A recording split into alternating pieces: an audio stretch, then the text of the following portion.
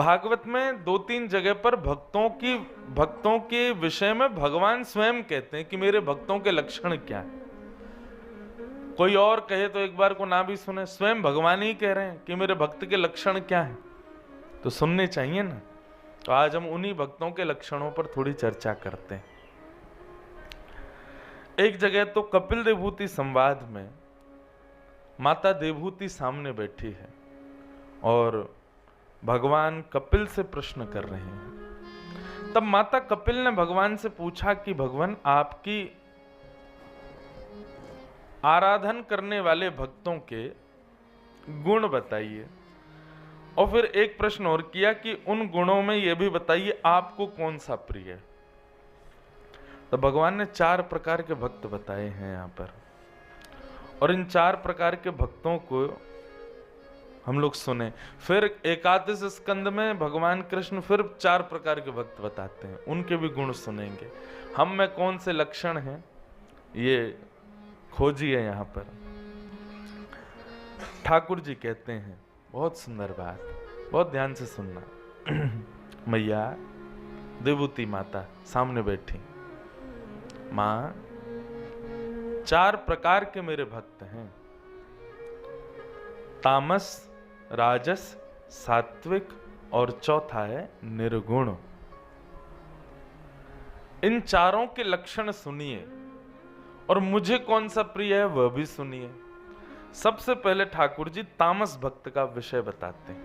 मां, पहले भक्त का नाम है तामसी भक्त, और वो भक्त कैसा होता है, थोड़ी मद्दी रखो। तामस भक्त कैसा, अभिसंधाय यो हिंसाम दंभम मात्सर्यमेव वा सारंभी भिन्न भावम मयि कुर्यात् स तामसः। मां, जो मेरे पास केवल और केवल दंभ से आता है। दंभ समझते हैं किसको कहते हैं? दिखावा, पाखंड, पाखंड को कहते हैं दंभ। पाखंड मतलब विश्वनाथ मंदिर केवल इसलिए जा रहे हैं क्योंकि पड़ोसी भी गया है, क्योंकि रिश्तेदार भी गया है, तो उनको जाके हम दिखावें कि देखो हम भी आते हैं। केवल इस भावना से मेरा दर्शन करने आया कि 4 लोगों को पता चले कि मैं भी भक्त हूं, मैं भी मंदिर जाता हूं। दंभ भाव से आता है, 4 लोगों को केवल बताने के लिए और पूरे विश्व को दिखाने के लिए जाता है कि देखो मैं मंदिर जा रहा हूं। दंभ। और दूसरी बात, बोले मैया वो जब मुझे प्रणाम करता है ना, तो प्रणाम करके केवल और केवल दूसरे की शिकायत मुझसे करता है कि ठाकुर जी उस पर तो बड़ी कृपा कर रखी है आपने, हैं? उसका तो सब काम बड़े बढ़िया चल रहे हैं, उसका तो ऐसा, उसका तो ये, इसका तो ये। ऐसी स्थिति जिसकी है मैया, जो केवल दूसरे की शिकायतें लेकर के और दंभ के पाखंड के भाव से मेरे पास आता है, इसको मैं तामसी भक्त कहता हूं। अब देखो, महादेव का भक्त रावण भी था, पर रावण किस भाव से जाता था? रावण दर्शन करने थोड़ी जाता था, वो कैलाश पर जाता था। वो कैलाश पर जाके जब देखता लंबी लाइन लग रही है देवताओं की, चारों तरफ लोग खड़े हाथ जोड़कर ये दर्शन करने के लिए, जैसे ही अंदर घुसने लगा दूतों ने कहा लाइन में आओ। तो रावण बोला, अच्छा हम लाइन में आएंगे क्या? तुम जानते नहीं हम कौन? दशानन। अब ये विचार कर लो, जो लोग मंदिर जाते हैं और लाइन में लगा दिए जाएं तो उनको बड़ी अपनी अवहेलना लगती है कि अरे तुम हमको पहचान ही नहीं। बस एक बात बोलें, सबसे ज्यादा बिना लाइन के दर्शन मैं ही करता हूं। लेकिन एक बात बताऊं, मैं जानबूझ के नहीं करता। ऐसा नहीं है कि जानबूझ के कि भाई बिना लाइन के करें, कोई ना कोई व्यवस्था बनी जाती है, या तो मंदिर अधिकारी पहचान जाते हैं या कोई पहचान जाता है तो फिर मिल ही जाते हैं दर्शन हमको। लेकिन कोई नहीं पहचानता तो फिर लाइन से ही जाना पड़ता है उस समय। लेकिन ये भाव आता है कि यार ये अधिकारी हमको पहचान जाए तो ले जाए थोड़ा आगे। उस समय मन में आता है कि भाई यही लक्षण तो भगवान कहते हैं, ये तामसी भक्त का लक्षण है। जो केवल और केवल अपने यश कीर्ति और केवल अपने अभिमान में मेरे सामने आता है, मां, और जो दूसरे की हिंसा की भावना से आता है, नाथ मुझ पे कृपा भले ही मत करो लेकिन उस पे भी मत करो। आप उस पे क्यों कर रहे हो? मुझ पे नहीं कर रहे, कोई बात नहीं, उस पे क्यों कर रहे हो? फिर ऐसी भावना जो मेरे सामने रखता है, मैया वो भक्त तो है बेचारा लेकिन तामसी है, मुझको बिल्कुल प्रिय नहीं है। रावण जब जाता था तो वो उसकी भावना ये नहीं होती मैं महादेव को देखूं, उसको ये होता सबको पता चले कि मैं आया हूं। इसीलिए वो ऐसी ऐसी ध्वनि निकालता था श्लोकों की। एक श्लोक हमने गाया, बड़ा प्रसिद्ध हुआ महादेव का, रावण रचित श्लोक था। रावण ऐसे श्लोक गाता था कि सामने खड़े लाइन वाले लोग भी उसको प्रणाम करने लग जाएं, पृथ्वी डामाडोल हो जाए, आकाश के बादल गर्जना करने लग जाएं। यस्यास्ते ड्राट ड्राट डुट डुट मम लम टम टम टम टम टम डमशम डमशम डुडमशम डुहि डुहि चकतम भूपके भूपनालम तैलम तैलम तुतैलम कुकु कुकु कुकु क्वांग क्वांग क्वांग क्वांग क्वांग ध्यायन्ते यस्य गान्ते वसति से सकलम पातुनो चंद्रचूड़। पार्वती जी आती, महादेव जल्दी चलो, महादेव ध्यान में बैठो। क्या हो गया? बोले कि बर्फीले पहाड़ गिर रहे हैं ऊपर से। बोले क्यों? बोले रावण आया है, श्लोक गा रहा है। शंकर जी कहते तुम मत आया करो, हम ही रोज आ जाया करेंगे लंका, वहीं दर्शन कर लिए, तुम यहां मत आया करो। गुरुदेव, ये तो बड़ी कृपा है। महादेव ही जाते थे रोज रावण को दर्शन देने। काय बात का भक्त? ऐसी भक्ति किस काम की जहां तुम्हारे प्रियतम ही, तुम्हारे स्वामी ही कष्ट पा रहे हो? नहीं मैया, ये तामसी भक्त का लक्षण है, जो मेरे सामने आकर के भी अपने अहम भाव का त्याग नहीं करता, अपने अहम में रहता है कि मैं कुछ हूं। ये स्थिति तब भी उसके मन में रहती है। ऐसा व्यक्ति तामसी है और वो मुझे प्रिय नहीं। ठाकुर जी के सामने कई लोग आते हैं मेरे से मिलने, अब मैं तो एक साधारण बालक हूं, वो मुझसे मिलने आते तो हम तो बहुत सोच के आए थे, क्या बोलेंगे, भूल गए। ठाकुर जी के सामने जाके भूल जाओ। कल आपको मैं किस भाव से बताऊं, कल मैं नौका विहार से सीधा भागा विश्वनाथ, मैंने कि पता नहीं अब कब दर्शन हूं, अभी चलो। हम गए, मंदिर का पूरा प्रोटोकॉल पहचान गया कल हमको, मैंने कि जय हो। ले गए सब भीतर।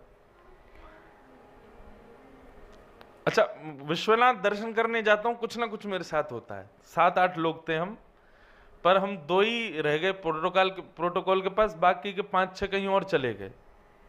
अब ये हमको ढूंढे, हम इनको ढूंढे, मैंने क्या हो गया। अब हम तो बिल्कुल मंदिर के पास पहुंच गए, इतने में ये लोग भी अंदर आने लगे। उसी समय शंकराचार्य जी आए हुए थे मंदिर में, वो पूजा आराधना कर रहे थे।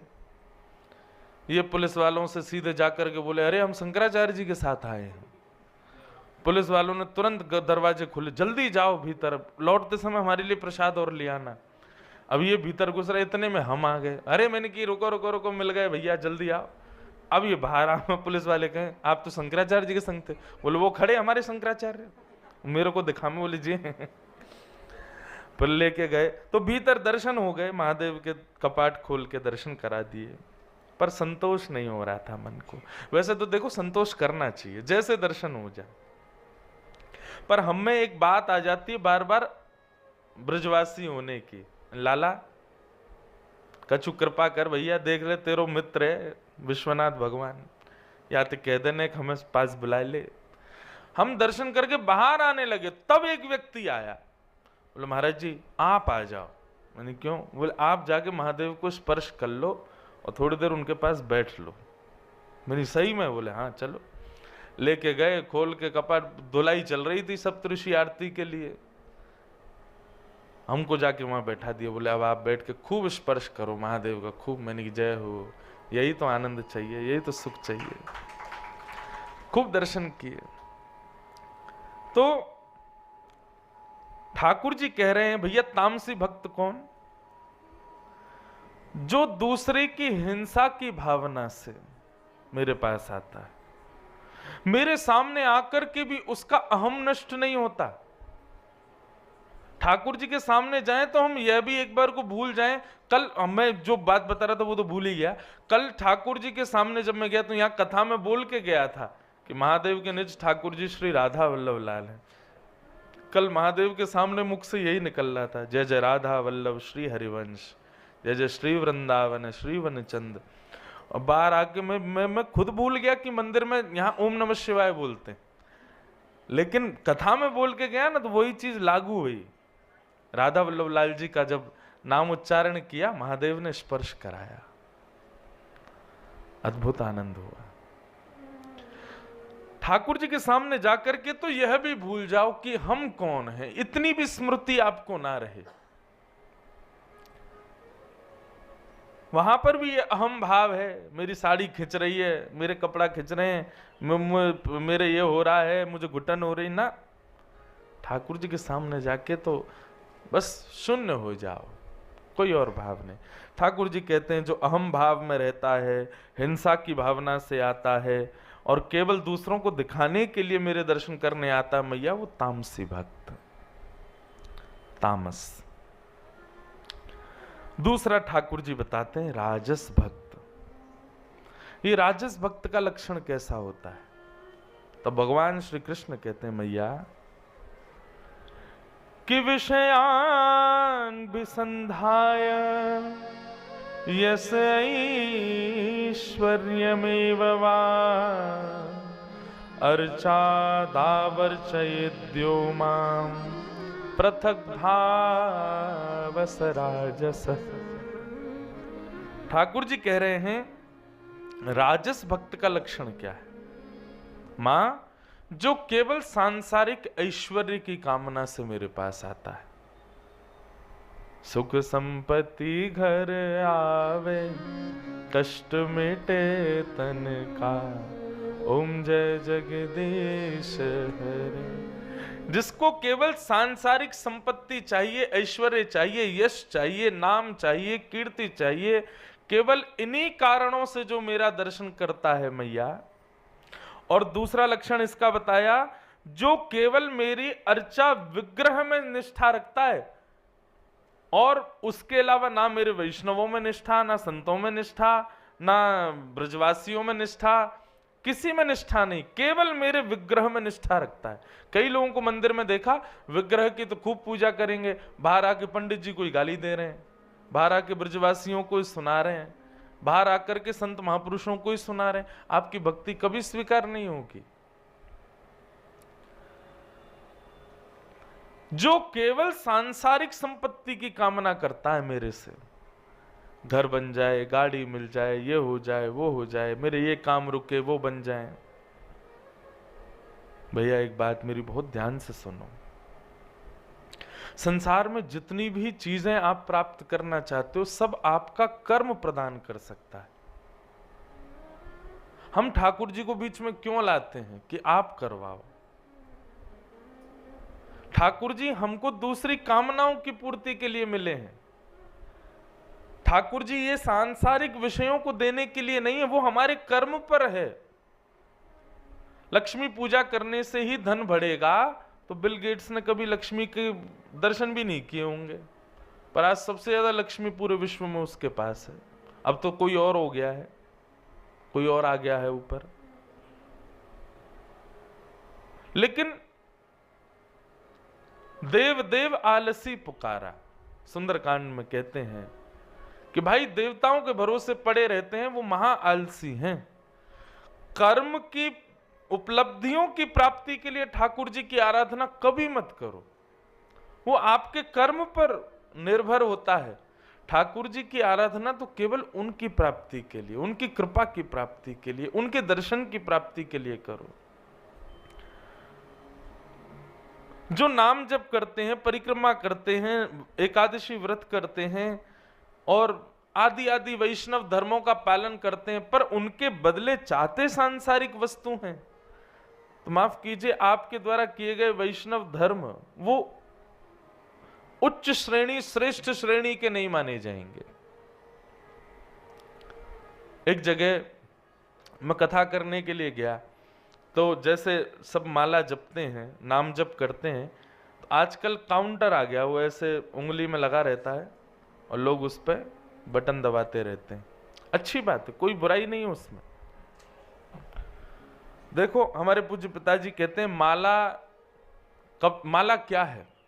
साधन है, साध्य नहीं है। माला साधन है, और हम सदा साधन में ही रहेंगे तो साध्य की प्राप्ति कैसे होगी? दिल्ली से बनारस आना, फ्लाइट क्या है? साधन है। साध्य क्या है? बनारस। तो साधन, जब मैं साधन से उतरूंगा तब तो साध्य मिलेगा ना। मैं साधन में ही बैठा रहूंगा, साध्य कैसे मिलेगा? समझ में आ रही है साधन साध्य वाली बात? माला क्या है? माला साधन है।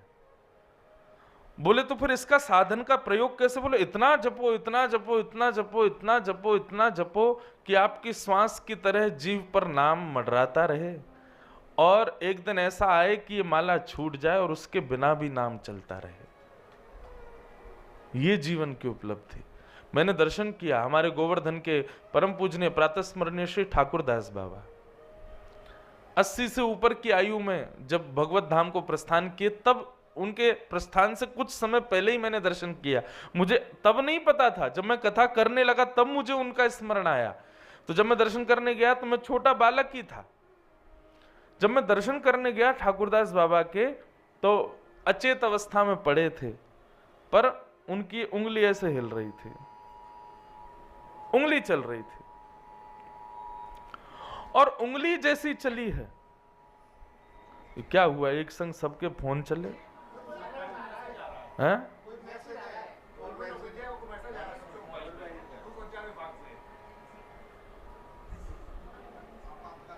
मैंने कि भाई एक संग सबके,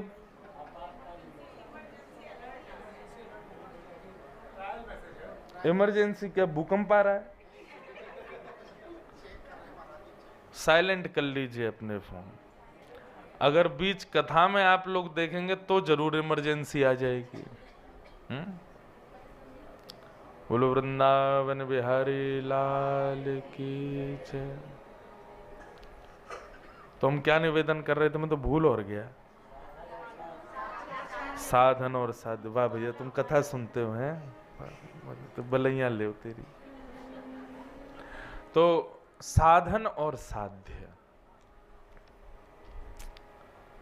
तो ठाकुरदास बाबा का मैंने दर्शन किया। उनका जब मैं दर्शन करने गया, अचेत अवस्था में थे, पर उनकी उंगली ऐसे चल रही थी, पूरे शरीर को पैरालाइज हो गया था, पर उंगली ऐसी चल रही थी। डॉक्टरों से सबने पूछा कि जब इनके पूरे पूरे अंग में पैरालाइज हो चुका है, ये पूर्ण रूपेण अचेत हो चुके हैं, तो ये उंगली क्यों चल रही है? बोले ये हमारी साइंस से परे की बात है, हमको समझ में ही नहीं आ रहा है ये उंगली कैसे चल रही है। और वो उंगली क्यों चल रही थी? नाम इतना जपा था कि आज शरीर पूरा अचेत हो गया, लेकिन नाम ने फिर भी उनको नहीं छोड़ा। नाम अभी भी चल रहा है, भगवान नाम अभी भी उनके जीवन में आश्रय लेके बैठा। और उनकी स्थिति देख करके ऐसा कहता बनता था कि अब ये ठाकुर जी का स्मरण नहीं कर रहे हैं, ठाकुर जी इनका स्मरण कर रहे हैं, इनका सुमिरन हरि करें ये पावा विश्राम। अब तो ये विश्राम कर रहे हैं, इनका स्मरण ठाकुर जी कर रहे हैं। कुछ भी कर लो, ध्यान से सुनो, आप कुछ भी कर लीजिए, पर दीनता और आपके भीतर के जो विकार हैं वो तब तक शुद्ध नहीं होंगे जब तक आप वैष्णव सेवा में निष्ठा नहीं रखोगे। क्योंकि ठाकुर जी की सेवा से भक्ति तो बढ़ जाएगी, लेकिन दीनता नहीं आ पाएगी। दीनता समझते? सरलता, सहजता, दीनता, ज्यादा छल कपट नहीं, ज्यादा चतुराई नहीं। ये सब कब आते हैं हमारे भीतर? जब हम झुकते हैं। और ठाकुर जी के सामने झुकना नहीं माना जाता, माफ कीजिएगा। क्यों? ठाकुर जी को आप चाहे पकौड़ी खवाओ, चाहे कचौड़ी खवाओ, चाहे पूड़ी खवाओ, चाहे रोटी खवाओ, वो चाहे सब पालेंगे। लेकिन संतों की सेवा में तो आपको देखना पड़ेगा कि जो इनको भाए वही दो, जो इनको प्रिय लगे वही दो। हमारे नाना जी एक कथा सुनाते थे, मुझे ओझल सी याद है, बहुत सारे प्रसंग सुनाते थे, उनके अब याद आते हैं। एक बार एक व्यक्ति के यहाँ कोई संत पधारे, कोई गुरु पधारे, और वो संत पधारे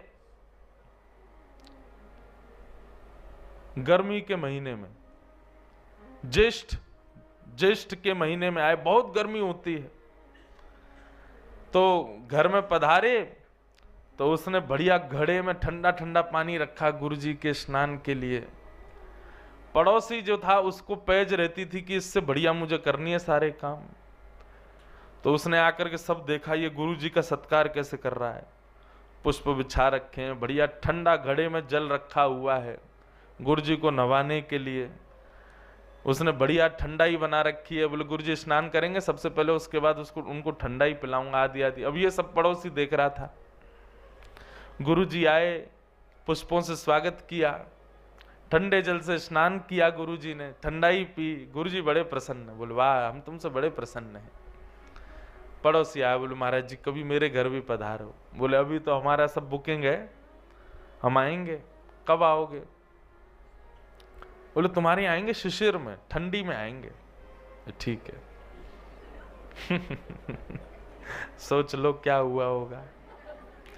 गुरुजी के लिए ठंडे घड़े में जल भर के रखे, गुरुजी आएंगे इसी से स्नान करेंगे। और फिर गुरुजी के लिए बढ़िया उसने ठंडाई बना के रखी है, गुरुजी को यही पिलाएंगे। गुरुजी घर में आए, आकर के जैसे स्नान करने के लिए गए, गुरुजी बोले ये तो बड़ा ठंडा जा। अरे गुरुजी नहीं, आप उसके यहाँ भी नहाए थे, मेरे यहाँ नहाना पड़ेगा।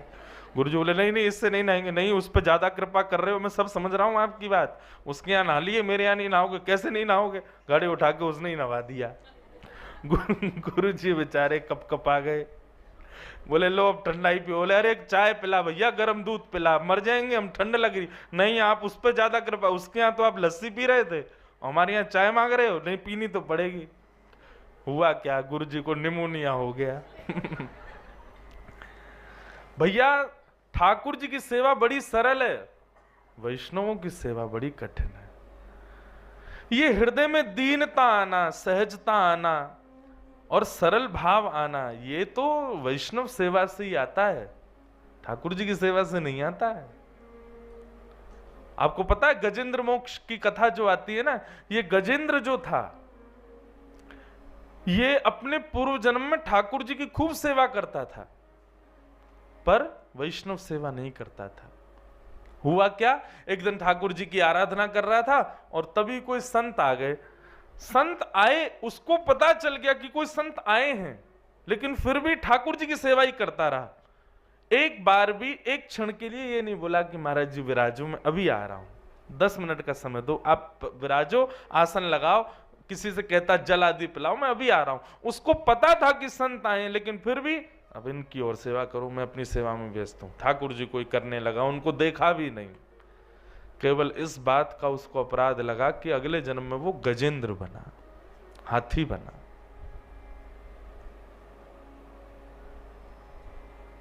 वैष्णव अपराध बंधुओं कभी ना बने हमसे। इसलिए ठाकुर जी की सेवा एक दिन को थोड़ी सी पहले से कम हो जाए चलेगा, लेकिन कोई वैष्णव हो। वैष्णव किसको कहते हैं? वैष्णव का मतलब क्या होता है? वैष्णव मतलब अपने रूप से, अपने स्वभाव से, अपने गुण से, अपनी वाणी से किसी भी रूप में ठाकुर जी से संबंध रखता है, वो वैष्णव है। आप एक दूसरे के सब वैष्णव हो। माफ कीजिए, अभी तक आप में से एक दूसरे के घर आप जाते हो तो ऐसे मिलते हो जैसे सखा आदि, लेकिन एक क्षण के लिए ऐसे मिलो जैसे कोई वैष्णव आया है, प्रणाम करो। तिलक है, गले में कंठी माला है, हृदय में नाम है ठाकुर जी का, चिंतन में भगवत कथा है, वैष्णव है, उसका वैष्णव रीति से स्वागत करो। वैष्णव तो वैष्णव सेवा ही हमको सिखाती है। ठाकुर जी की सेवा से ज्यादा कुछ सीखने को नहीं मिलता है। ठाकुर जी की सेवा तो कोई भी कर लेता है। डलिया में लिए घूम रहे ठाकुर जियों को, सेवा तो उनकी भी हो रही है, लेकिन नहीं, ठाकुर जी की सेवा आसान है, वैष्णव सेवा कठिन है। वो करना प्रारंभ करो। तो भगवान कहते हैं ये राजस भक्त जो है केवल मेरी मूर्ति में निष्ठा रखता है, इसके अलावा मेरी किसी भाव में निष्ठा नहीं रखता। ये भी मुझे प्रिय नहीं है मैया। आप श्रृंगार कैसा करते हो, 56 भोग कितना धराते हो, ठीक है, अच्छा है, करना चाहिए, पर उसके संग संग वैष्णव सेवा का भाव भी आपके हृदय में, संत सेवा का भाव भी आपके हृदय में होना चाहिए। संत पधारे, वैष्णव पधारे, उस समय यह भी विचार मत करो कि पृथ्वी पर धूल पड़ी है, प्रणाम करो, इतना भी विचार नहीं।